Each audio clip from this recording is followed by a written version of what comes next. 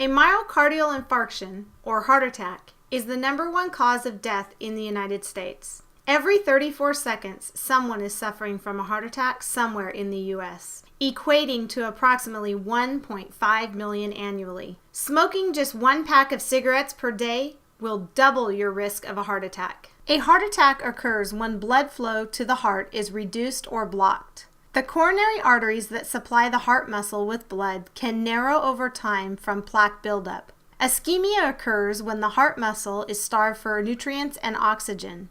Damage or death of the heart muscle from ischemia is called a heart attack or myocardial infarction. There are 2 types of risk factors involved: non-modifiable risk factors and modifiable risk factors. Age, gender, and genetics are non-modifiable. Those are things that we cannot change. However, weight, diet, smoking, lifestyle, diabetes, and high cholesterol related to diet and exercise are modifiable.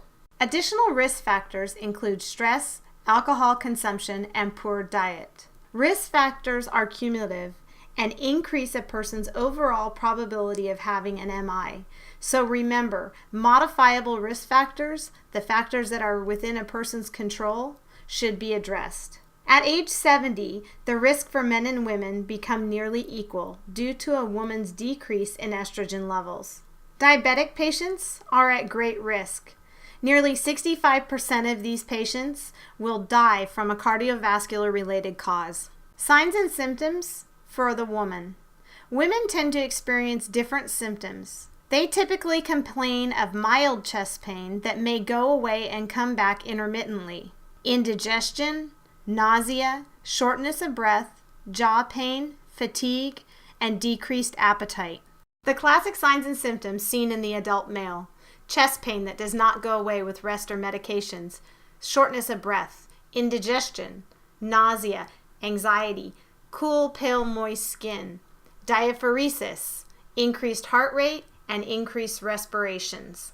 2 steps to staying alive. Call 911 and push hard in the center of the chest. The most important thing to remember is to not worry about hurting your victim. You are trying to save their life. Adequate depth of chest compressions is essential. Staying alive. Ah, ah, ah, ah. Staying alive. Staying alive. Ah, ah, ah, ah. Staying alive. One modifiable risk factor is diet. It is important to follow a cardiac prudent diet, low in saturated fats, high in lean meats, poultry and fish, fresh fruits, whole grains, and to avoid things like high sodium, canned foods, sugary candies, cookies, and cakes.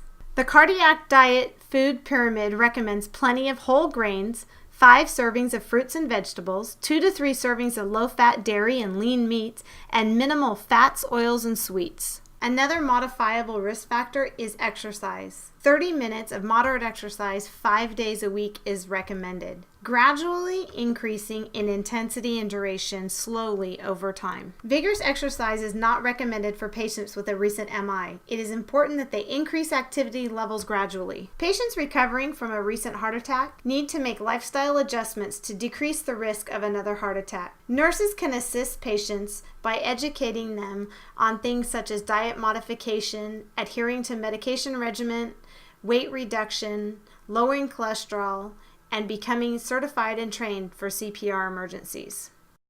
There are many different types of medications that may be used for treatment, such as vasodilators, which prevent coronary artery vasospasm, or beta blockers, which decrease afterload and slow the heart rate, antiplatelet agents, which prevent platelets from sticking together, or ACE inhibitors, which also decrease afterload through vasodilation.